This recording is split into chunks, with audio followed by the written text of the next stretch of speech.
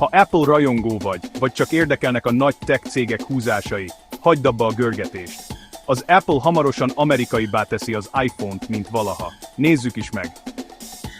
Az Apple bejelentette, hogy elképesztő $100 milliárd növeli az amerikai befektetéseit, így a következő 4 évben összesen $600 milliárd kötelezi el magát. Hogy miért? Az Apple azt szeretné, ha az ellátási láncának és a fejlett gyártásnak nagyobb része visszakerülne az Egyesült Államokba. Ez az új amerikai gyártási programjuk része. Tim Cook szerint ez magában foglalja a 10 amerikai céggel való partnerséget és a chip és alkatrészgyártás felpörgetését itt, az országban. De ez nem csak a hazaszeretetről szól. Benfentesek szerint az Apple reméli, hogy elkerüli a jövőbeli vámokat, és a versenytársak, gondoljunk csak a Samsungra, előtt marad. A befektetők imádják, az Apple részvényei 5%-ot ugrottak a hírre.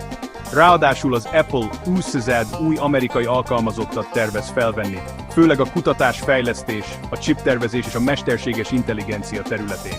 Szóval a következő iPhone-od amerikaibb lehet, mint valaha, és még az árakat is alacsonyan tarthatja. Nagy pénz, nagy hatás.